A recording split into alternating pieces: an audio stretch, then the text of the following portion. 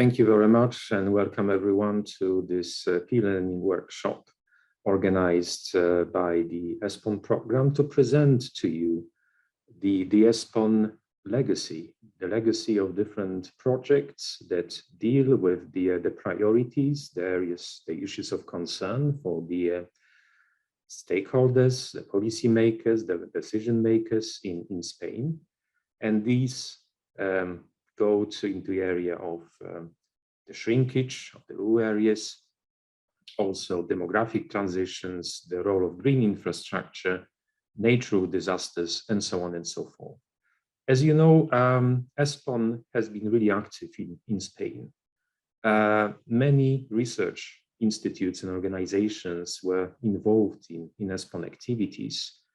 And also because of the vivid interest of policy stakeholders from many territories in Spain, ESPON has been providing, hopefully, very useful service to better understand the territorial trends, the challenges, the potentials, and offer also the best practice on how to turn them into reality. And this is also the reason why we are here today, although I would say the circumstances for the day are not as we wanted them to be.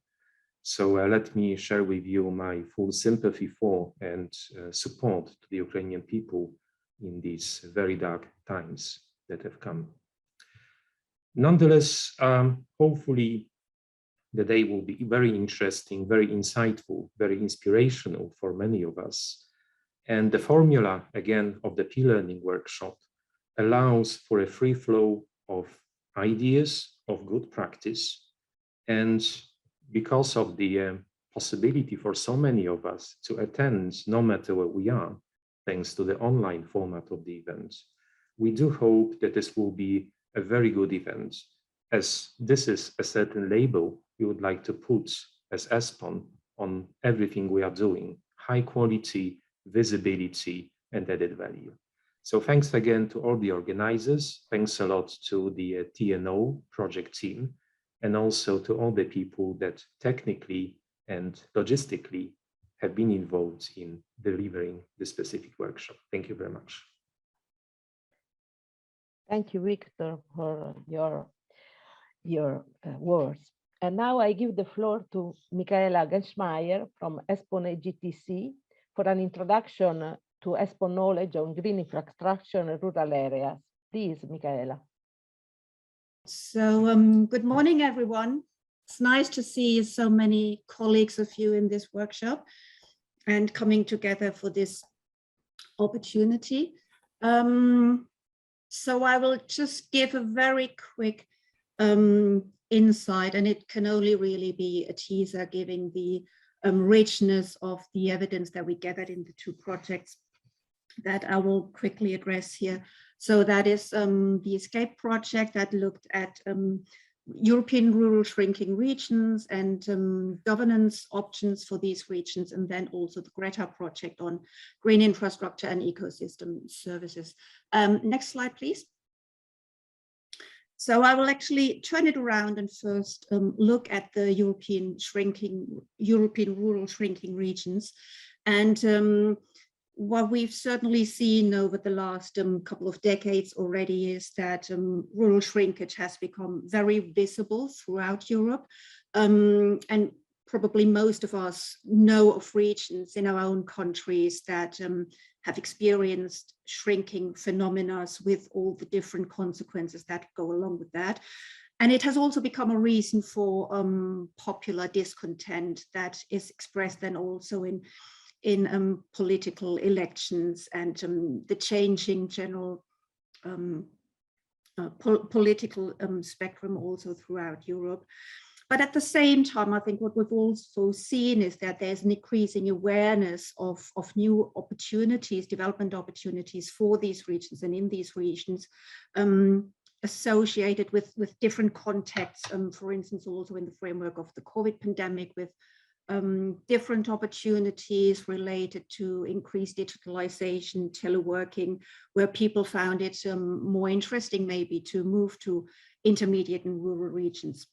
But what we can see here from this map are those regions throughout Europe, those rural regions that have shrunk over a certain period of time. So that is from the mid-90s. And then this has been projected actually until 2033. And it's actually altogether 59% of EU 28 predominantly rural and intermediate regions that are shrinking, what we can see here. And that means also that it's 41% of these EU 28 predominantly rural and intermediate regions that are growing, which is maybe something that we shouldn't neglect so much. And the reasons for these shrinking processes can be quite diverse. So there can be reasons linked to continued migration because there are no job opportunities for particularly highly qualified young people, but also maybe the service provision isn't quite as well there. So there is kind of an active and natural shrinkage that is taking place there, but there's also very often what is called legacy shrinkage. So because there are predominantly maybe elderly people living in these areas, that there is not the potential for creating kind of natural population growth. Next slide, please. And can you please press once again so we can see the full slide? And yeah, maybe just click a few more times. So there are, I think, 5 arrows all together. So that we, yes, thank you very much, Fanny. So here we can see a typology of rural shrinkage. So that's those rural, those shrinking rural areas we've seen on the map before, developed into different typologies, which means that the typology also shows us to some degree the reasons and the explanatory factors for the shrinking, which I mentioned before partially. So that can be economic reasons, it can be just the fact that these regions are quite peripheral to some sense. It can be locational disadvantages and particular events or transitions that lead to that shrinking process. Then next slide, please, Fanny.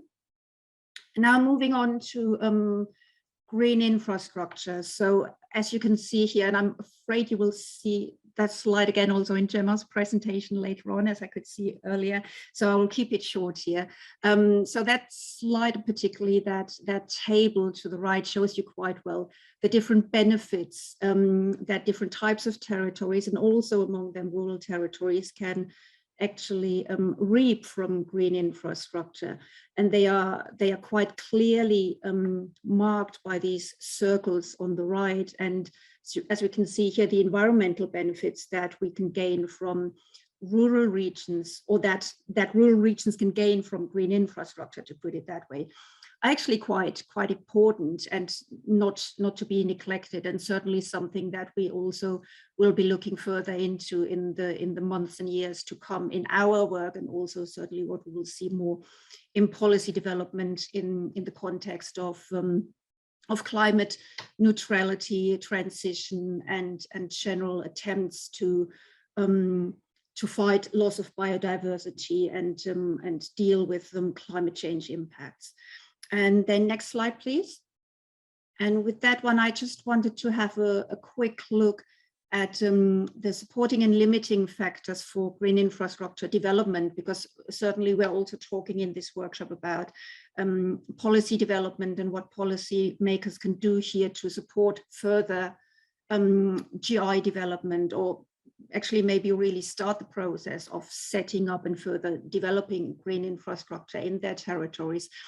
And what Gemma might also be talking about, that what we found in that project is that the most important element in this process of working with GI in planning is that there is a clear strategic vision for implementing green infrastructure on different levels of governance. And then there are various other issues that certainly play a role here. So for instance, also capacity building, having planners and decision makers really being knowledgeable of the different pros and cons of green infrastructure, also the monetary value, for instance, that is attached to green infrastructure, and being able also to cooperate with others because green infrastructure certainly is also something that is not limited to administrative borders. So it's an issue that also needs to be dealt with in a functional geographical sense. With that, I think I would keep it here and then pass the floor on to the next speaker, and hope for interesting discussion and contributions from all of you in this workshop. Thank you very much.